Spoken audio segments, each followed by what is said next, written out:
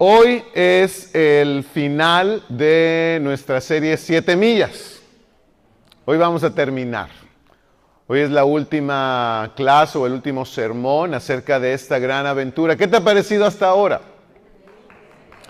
¿Qué te ha dejado? Y al pensar en esto, en estas 7 millas, esta historia, estos dos discípulos, cómo inició su viaje, creo que es importante darnos cuenta que todo en esta vida, como hablábamos al principio, es un viaje, no un destino. Así que queremos ver cómo aparentemente terminó todo. El título de hoy es Redescubriendo a Jesús y vamos a ver cómo ellos caminaron en realidad otras 7 millas. Ahora, ¿cuál es tu idea de Cristo? Quisiera preguntarte un poco eso. Cuando tú comenzaste a estudiar la Biblia, ¿cuál era tu idea de Jesús? Recuerdo que a los 17 años de edad, el día que decidí que quería profundizar más en cómo ser cristiano y estudiar la Biblia, había un estudio que un joven me compartió que se llamaba El carácter de Cristo. Y ese estudio era acerca de mirar a Jesús de una manera tal vez totalmente diferente a como yo la veía, o como todo el mundo la ve. Cuando tú vas a internet hoy y pones Jesucristo, va a aparecer un montón de fotografías, de imágenes, y te vas a ver hasta imágenes chistosas, ¿no? Como le llaman hoy, memes, burlándose. Hoy ya Jesús está muy desdibujado. La realidad es de que hoy Jesús, el nombre de Jesús a veces no provoca lo mismo que tal vez provocaba hace un tiempo atrás.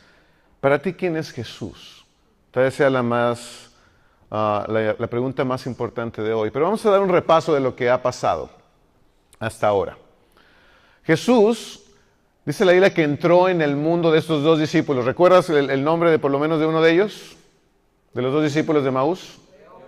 Cleofas. Es el único nombre que nos habla el Evangelio de Lucas. Entonces está Cleofas y su compañero, vimos que probablemente tal vez era su esposa. Van huyendo de Jerusalén, van hacia Emaús, recorriendo 7 millas. Ellos están, ¿cómo se sentían ellos? ¿Recuerdas? Desanimados, tristes, confundidos, con preguntas. Y en este camino de transformación, lo primero que hace Jesús es caminar con ellos. Entra al mundo de ellos. Eso es vital. Cuando queremos ayudar a alguien más, puede ser de varias maneras.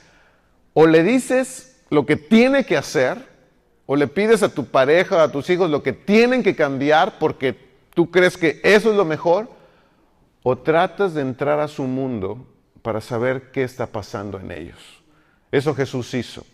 De inicio no comienza a reprenderlos, no les pide que cambien nada, solo camina con ellos. Después, dice la Biblia que se interesó en ellos. ¿Cómo lo hizo? ¿Cómo se interesó? ¿Qué recuerdas de lo que Jesús hizo para interesarse en ellos? ¿Qué recuerdas?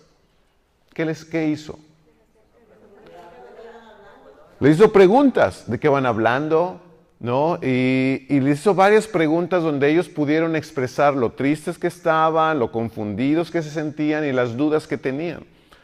Eso es vital. Cada vez que pienses, a ver, me interesa mi esposa, me interesan mis amigos, pregúntate, ¿eres alguien que solo le dice a la gente lo que debería cambiar o preguntas mucho antes de dar un consejo, una sugerencia o una orden para tratar de comprender e interesarte en ellos?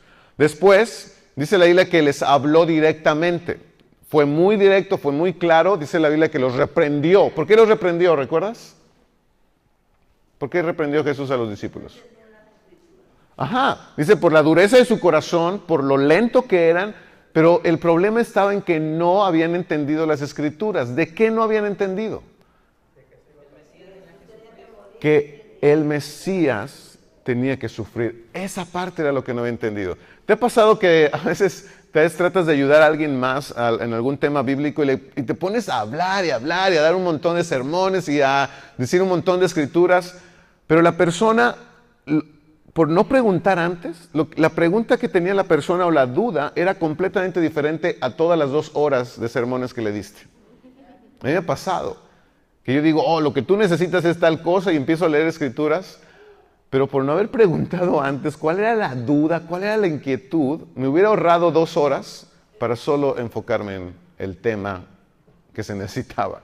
Jesús ya había hecho preguntas y pudo después facilitar el conocimiento que ellos necesitaban, que era acerca de enseñarles que el Mesías tenía que sufrir. Después les dio la libertad para decidir, ya caminó con ellos, se interesó, los reprendió, les enseñó y ahora ustedes decidan.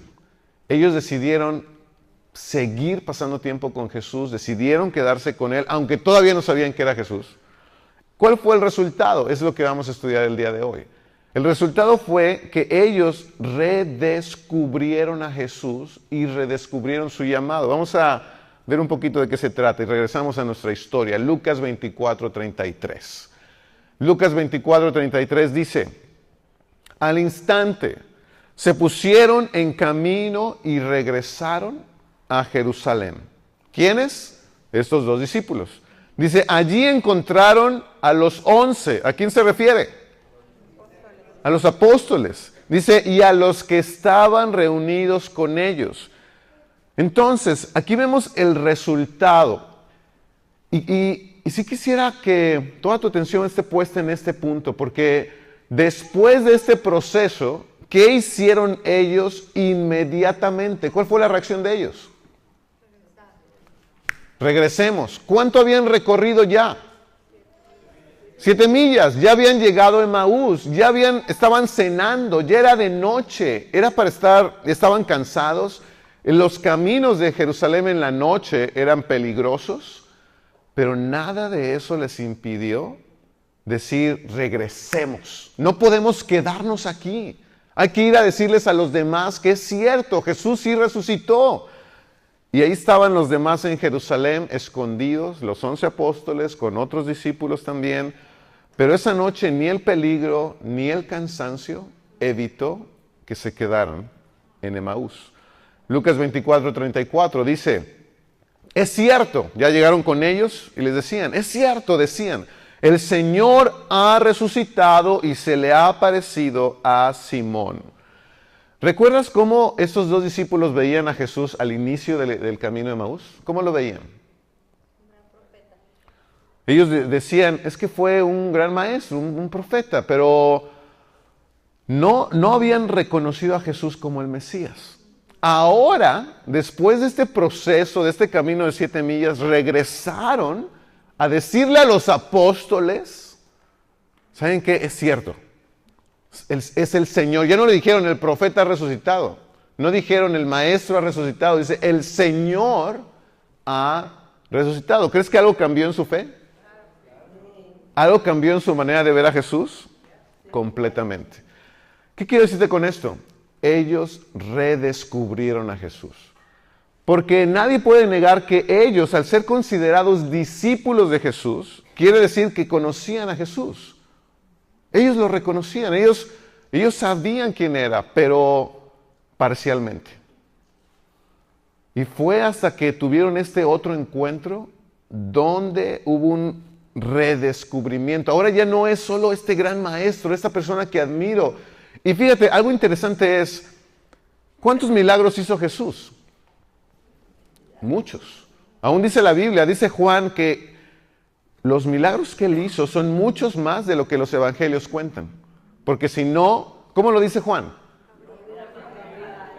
No cabrían en el mundo todos los libros que se escribirían. Quiere decir que Jesús hizo grandes milagros. Resucitó personas, ¿recuerdas?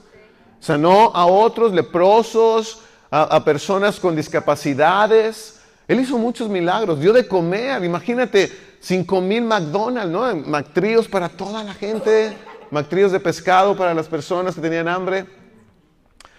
Jesús hizo muchas cosas asombrosas. Lo que me llama a mí la atención es que para ellos no fue suficiente como para creer que Él era el Mesías.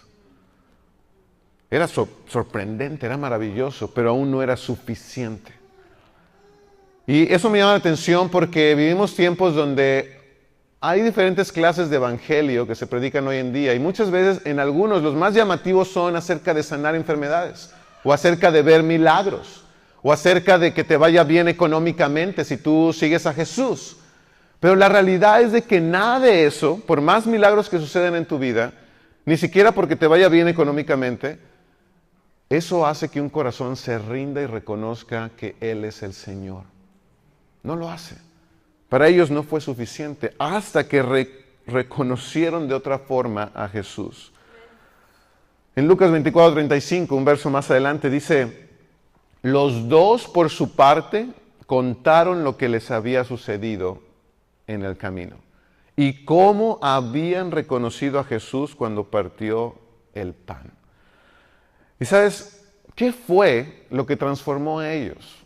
En última cuenta, ¿qué fue lo que hizo que regresaran inmediatamente, que recorrieran otras 7 millas de noche solo para ir a platicar? ¿Qué fue? Dice que cuando él explicaba, comenzó un fuego dentro de ellos, les explicaba las escrituras y eso inició un incendio. Tuvieron que regresar, pero fue que ellos reconocieron: Jesús ha resucitado. Algo interesante es, según la historia, ¿cuándo es que tenemos la Biblia ya completa, Antiguo y Nuevo Testamento? ¿Alguien sabe? ¿En qué momento de la historia después de Cristo tenemos la Biblia completa? Buena pregunta. 300 años después, cerca de 300 años después, es que se tiene ya los libros completos de lo que hoy consideramos la Biblia.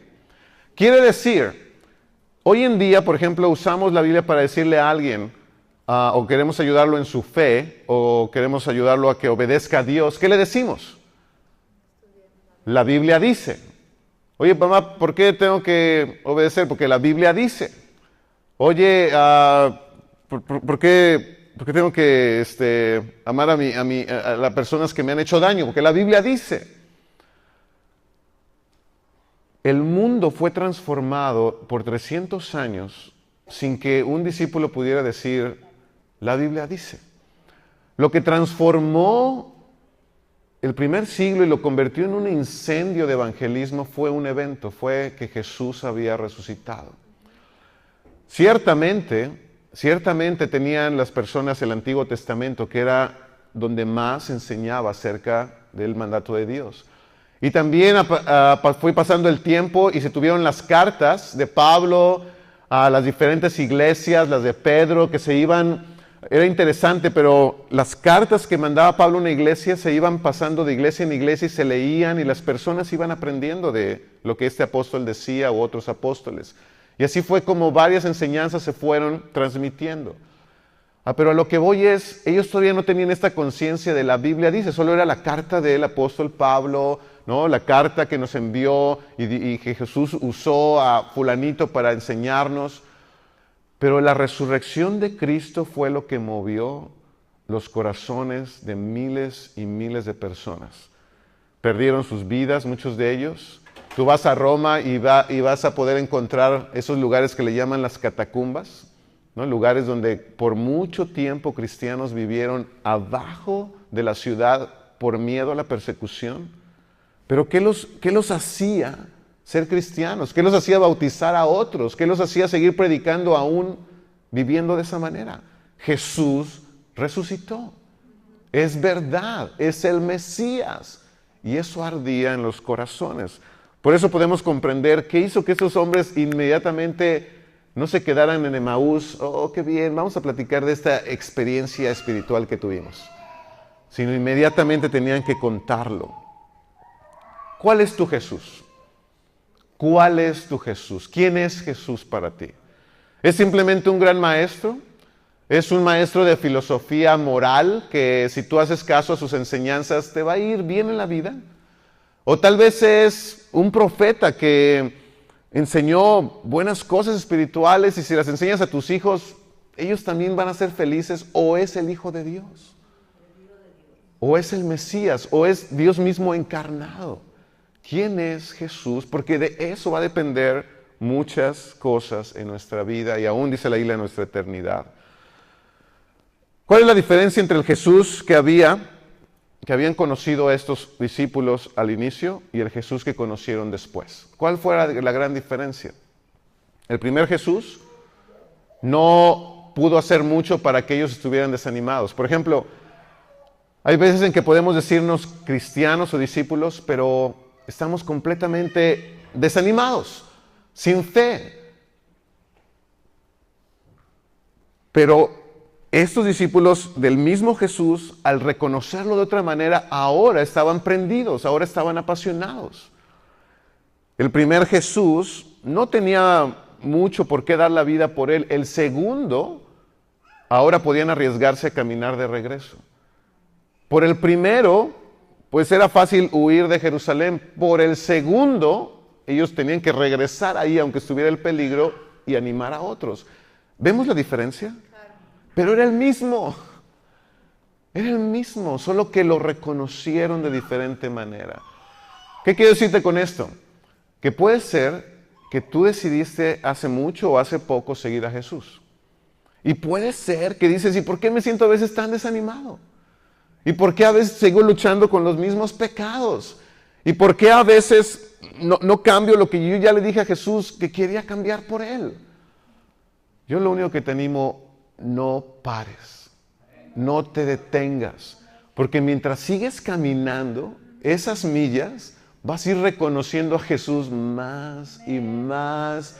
Y de esta persona con tantas dudas y desánimo, y de esta persona frustrada que se consideraba ya un discípulo, te puedes convertir en alguien súper apasionado, valiente, feliz, arriesgado, pero no pares. Eso es lo grande de esta historia, que era el mismo Jesús, pero algo cambió en ellos, gracias a que siguieron caminando. Lo otro que quiero decirte es, ellos redescubrieron a Jesús, pero ¿cómo te ves tú a ti mismo? Otra de las cosas que veo muy importantes no es solo redescubrir a Cristo para cambiar, sino también redescubrirte a ti mismo. Acompáñame rápidamente a una historia en la Biblia, en Juan. Vamos a leerlo ahí juntos. Vamos a ir al Evangelio de Juan, capítulo 1.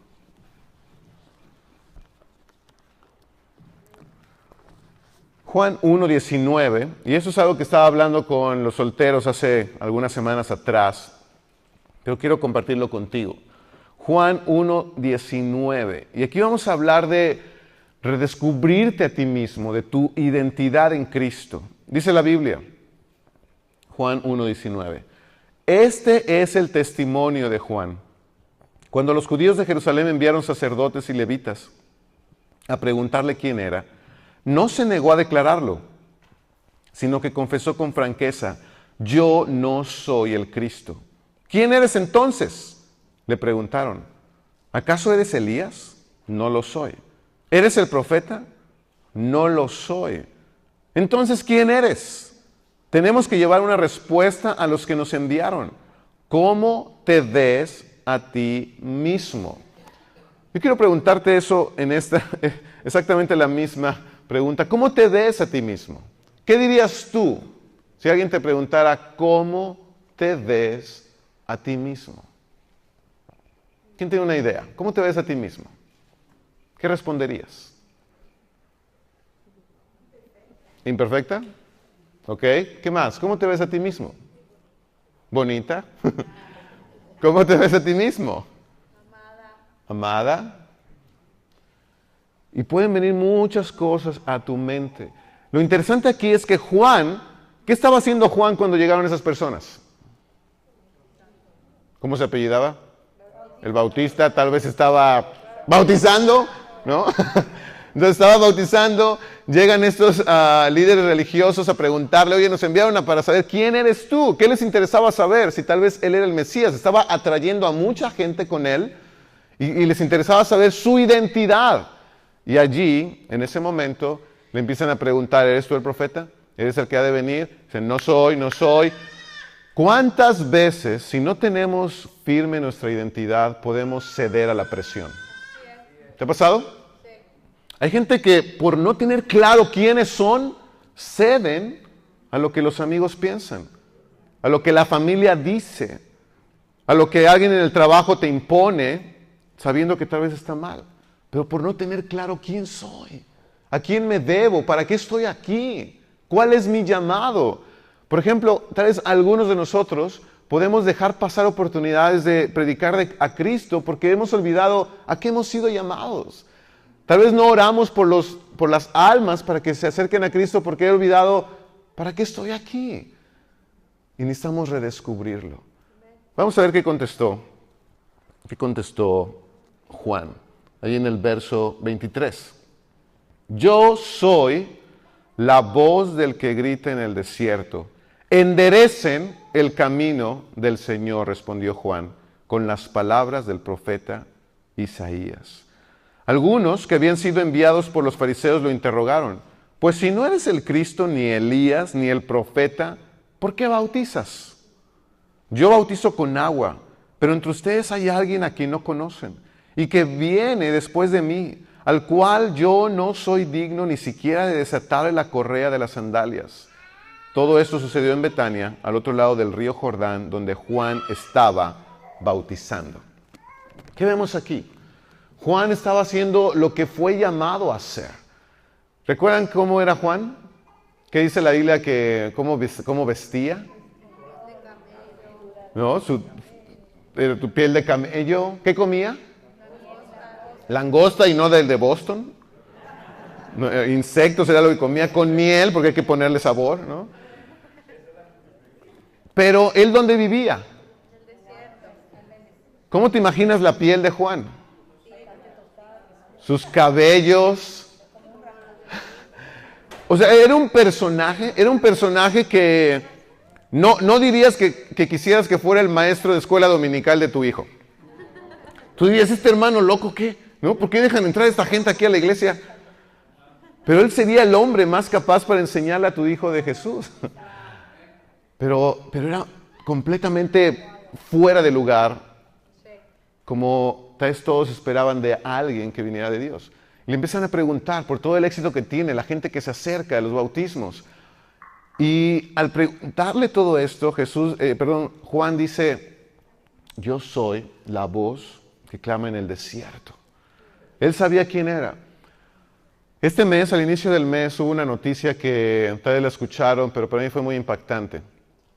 Un chico hace algunos años atrás de Massachusetts se suicidó.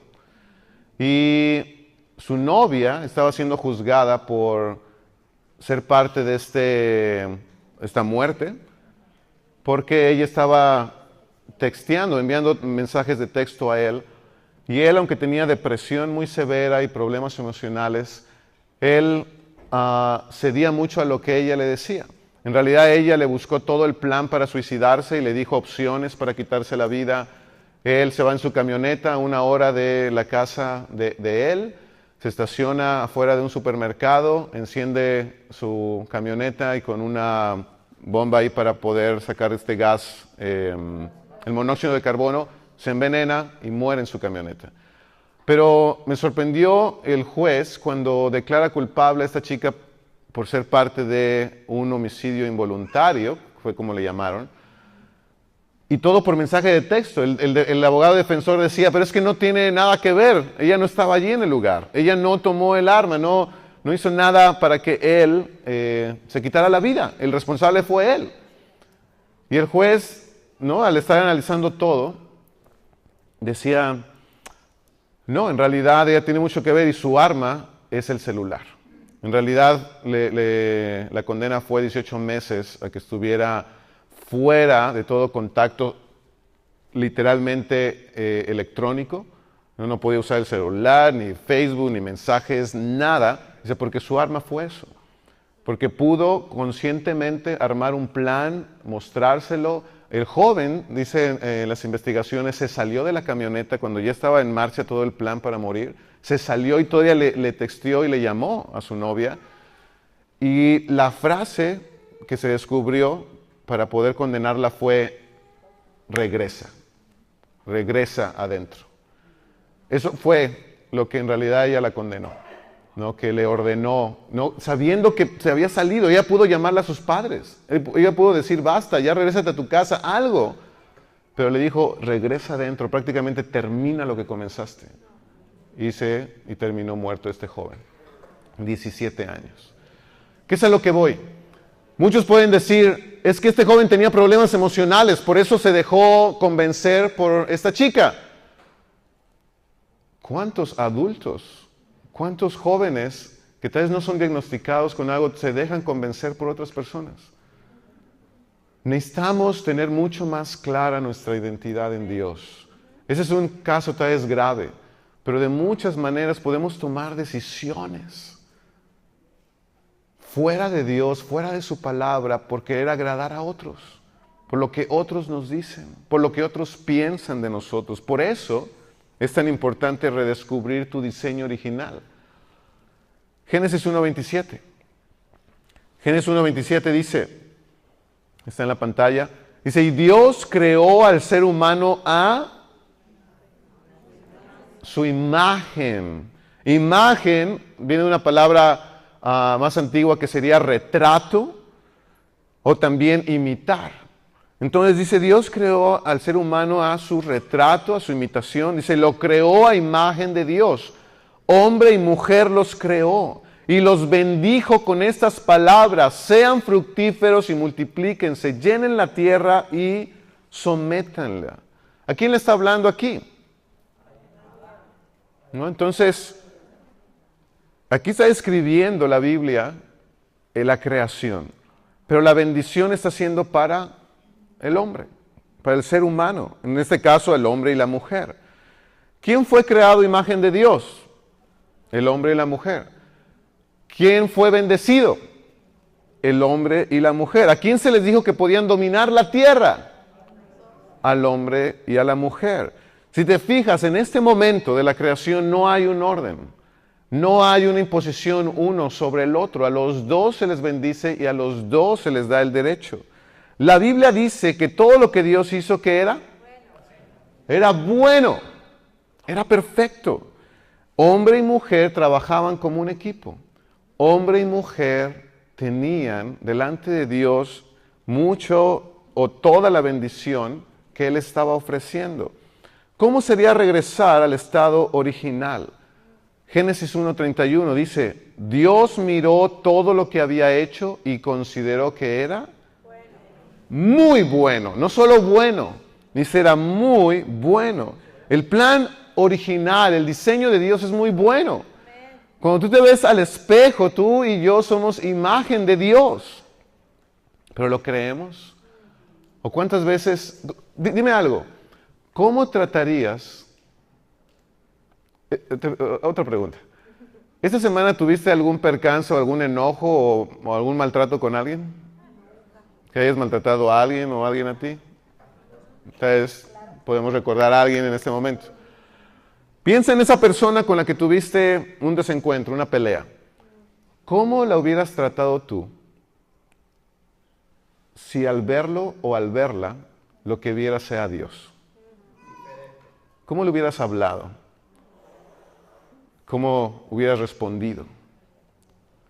Dice la Biblia que somos imagen de Dios, pero lo hemos olvidado. Esta semana fue muy triste escuchar en uno de los estados de aquí, de Estados Unidos, una marcha, una confrontación de supremacistas blancos, ¿no? Entre ellos mismos y hubo muertos y comienza a haber, ¿no? Estallidos de odio cada vez más fuertes, de más miedo. Hoy en Facebook, ayer estaba viendo a alguien compartiendo un video de qué hacer si se lanza una bomba atómica a Estados Unidos. Y el miedo comienza. Es impresionante, es un fuego que comienza a esparcirse. Malas noticias, falsas noticias. Y que si el presidente dijo, si no dijo, y que si ahora gente está haciendo más racista, y si ahora deportaron a alguien, y el miedo es impresionante. Pero te voy a decir algo, al principio el diseño original no tenía nada que ver con quién era mejor por la piel, quién era mejor por si tenía papeles o no. No se consideraba quién era mejor ni siquiera por ser hombre o ser mujer. Muchas de nuestras ideas hoy provienen después de la caída. El que alguien sea mejor por estatus, por dinero, por piel o por sexo es base del pecado. No tenía que ver nada con el diseño original. No tenía que ver con ese plan, el primero que Dios había hecho. Génesis 3:16 dice, a la mujer le dijo, multiplicaré tus dolores en el parto, y darás a luz a tus hijos con dolor. Desearás a tu marido, y él, ¿qué dice? Te dominará. Dime algo, ¿después de cuándo se dijo esto? Esto fue después de la caída. El dolor, la dominación del hombre sobre la mujer, eso fue después de la caída. No fue antes, no fue el diseño original. ¿Qué quiere decir? El pecado tiene consecuencias. Piensa hoy, si hoy estás permitiendo cosas en tu vida, pecado, ocultando, alejándote de Dios, sabiendo que hay cosas que delante de Dios es algo que Él no le agrada, y no le agrada para hacerte la vida aburrida, no le agrada porque te destruye, no le agrada porque te aleja del diseño original. Dime algo, ¿cuándo el odio va a ser algo que agrade a Dios? Nunca. ¿Pero por qué no le agrada? Porque nos separa unos de otros. ¿Por qué el racismo jamás va a estar bien? Es una locura. Porque Dios nos creó a todos por igual. Somos su imagen. En diferentes colores, pero su imagen. Por eso jamás, eso divide, nos separa. ¿Por qué la infidelidad, el adulterio, la mentira va a ser algo perverso ante Dios? Porque destruye familias, porque hijos crecen sin padres, sin amor. Toda clase de pecado proviene de separarnos del diseño original. Yo te decía, es importante redescubrir ¿a quién? A Cristo. Es importante redescubrir ¿qué? Tu identidad, tu llamado. Todos, yo estoy seguro, todos aquí estaríamos compartiendo, bautizando, estudiando la Biblia con alguien si recordáramos y redescubriéramos a qué fui llamado. Pero por último, redescubre tu diseño original. No fuimos diseñados para vivir con miedo. No fuimos diseñados para vivir con culpa, ni con vergüenza. No fuimos diseñados para creer que alguien debe someterse a alguien más. Dice la Biblia, sométanse unos a otros por amor a Cristo. Tú no debes someterte a mí por miedo, porque yo soy el líder o porque soy hombre. Eso no debe existir entre nosotros. Es sométanse yo a ti, a alguien más joven o a alguien más grande, a alguien con estudios o sin estudios, yo a una mujer o yo a un niño, porque sométanse unos a otros por amor a Cristo. Pero esto es parte del diseño original. Incomprensible en una sociedad de tanto desprecio, de odio al inmigrante o al que es diferente o al que no se ve igual o cualquier idea con la que crecimos. ¿Por qué es importante redescubrir a Jesús por último? Juan 14:6. Yo soy, ¿qué dijo Jesús? Yo soy el camino, la verdad y la vida, le contestó Jesús. Nadie llega al Padre sino por mí. ¿Por qué es importante? ¿Por qué era importante que los discípulos redescubrieran a Cristo?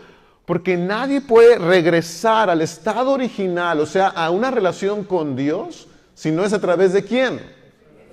De Jesús. Él es el camino.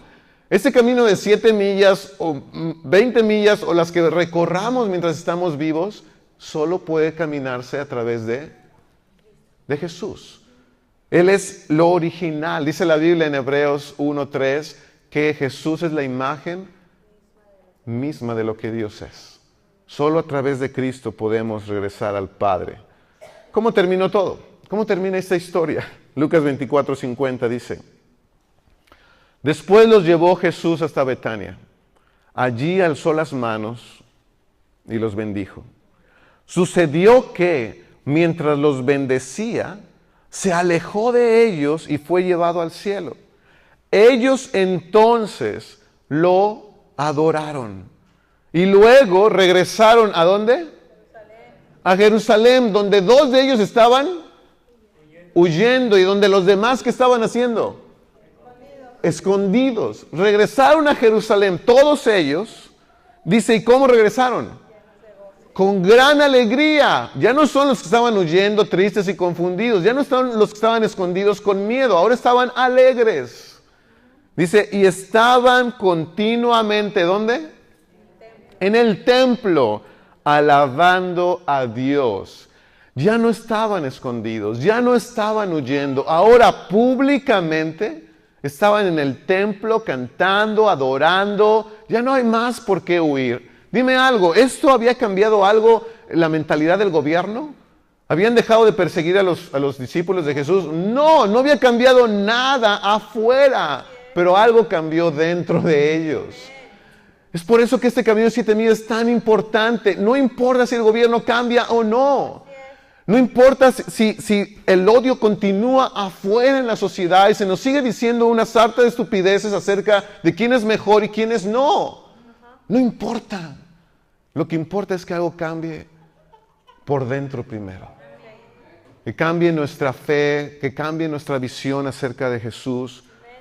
Redescubrir a Jesús fue todo lo que llevó a esta gente. 1, dejar de huir. 2, dejar de esconderse. Esa es mi oración.